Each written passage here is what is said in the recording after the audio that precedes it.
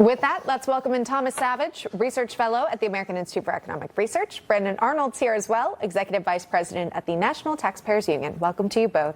All right, Thomas, start us off here. Again, seems to be quite the improvement from the previous administration when it comes to optimism about the economy. Your thoughts on what the press secretary had to say? Oh, there is a lot of good news there. It's good to see the unemployment numbers down. And when you look at the other side of that, labor force participation, especially among Americans aged 25 to 54, those numbers are still up as well. And now, mind you, we'd be remiss if we didn't include the efforts of those at the state level. Now, at 10 a.m. today, there'll be a data release on the state-by-state unemployment situation. And I bet that, as we'll see, the states that are the most economically free, the most fiscally responsible, are going to be the states leading the pack, while the more irresponsible states will see above-average unemployment. Yeah, Brandon, talking about that, Levitt's comments come as jobless claims declined for a fifth straight week. This is overall. First-time jobless claims decreased by 7,000 to 221,000 claims last week, hitting its lowest level since mid-April. So showing a resilient job market. That's good there. Also, this retail sales rebounding in June in a broad advance, potentially alleviating some concerns about less consumer spending. That is not the case given this factual economic data. The value of retail purchases increasing 0.6%, exceeding nearly all estimates. And that has been the case throughout this week, Brandon. Yeah, I think there's a lot of cause for optimism here. Certainly, passage of the One Big Beautiful Bill has inspired a lot of investors to be a little bit more bullish on the market, and I think that that's justified. There's a lot of really good incentives in there to encourage economic growth, to encourage more investment in the United States in terms of manufacturing, agriculture, research and development. So there's a lot of good stuff in that bill, and we are seeing some fundamentals in this economy are quite strong in a lot of different dimensions. So a lot of good reason for optimism. We can play the pessimist role here as well. There's always some things to be hesitant about, some uncertainty, particularly related to trade policy. But overall, I think the picture is a positive one, and the nation's on a positive trajectory right now. Well, it's not all sunshine and rainbows for President Trump, because he has not gotten rid of Jerome Powell yet, and he's focusing in on that. Let's show you this Truth Social post. He says, quote, "Too late, and the Fed are choking out the housing market with their high rate, making it difficult for people, especially young, to buy a house. He's truly one of my worst appointments. Sleepy Joe saw how bad he was and reappointed him anyway.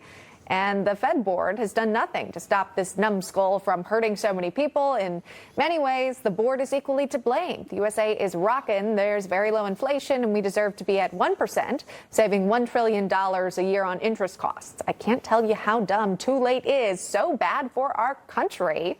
Thomas, what do you think about this one?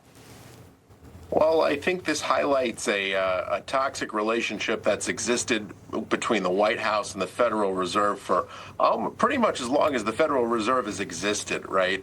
You know, you have the executive branch always wanting to lean on the Fed to be more accommodative of monetary policy. You saw that with President Lyndon Johnson. You saw that with President Nixon as well. At the same time, you have the Fed officials who want to engage in mission creep. They want to do more than their mandate. They want to get involved, and they want to make a name for themselves. And even when they're saying they're not political, of course, they're people just like you and I. They're political animals, especially, you know, they're working in Washington. They're just as political as anybody at any other agency. So what this relationship needs is a clear rule.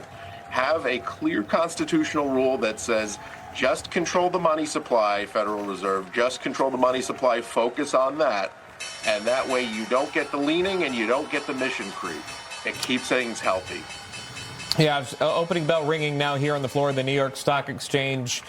Investors getting going here. We'll watch the markets and really, again, a winning week, if you will. Brandon, I want to stay on that topic about Fed Chair Jerome Powell. Any economists or most economists you speak to will say all the numbers that you're seeing now indicate that the Fed could lower rates. Everything's matching up. The inflation rates, the wholesale CPI, PPI, this is all matching up to where this could essentially actually give enough data that is needed to bring down the rates. He hasn't done so. Some say, and again, this is an apolitical position, or it's supposed to be an apolitical position. But with the president weighing in so often here, with this pressure on the Fed chair, Jerome Powell, and he's, again, still in his role, do you think that plays any part in his decision-making, Brandon?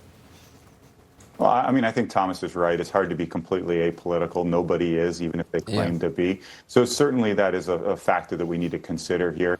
You know, you look at the overall economic picture, though. Yes, we're moving in the direction where a rate cut seems more and more likely, but we also have to contemplate the trade situation, the uncertainty there. So I think it is fair to bring some degree of caution and hesitancy into this position. When you look at what happened in the initial parts of this year with importers bringing in tons of goods and products to get ahead of tariffs, there's an argument to be made that that has helped to keep prices relatively low, and heading into the latter part of the year, prices could go up. I don't know that that'll necessarily be the case. Hopefully, we'll strike some good trade deals to lower tariffs across the board and keep prices as low as we possibly can. But there's an argument to be made that prices could go up, in which case it is less likely that we would get that rate cut. Sure. Yeah, and still waiting, by the way, for more trade deals to allegedly come to fruition, right? The president had promised so many. We haven't quite reached that new August deadline, so we'll wait and see what happens. Thomas Savidge and Brandon Arnold, thank you both for coming on.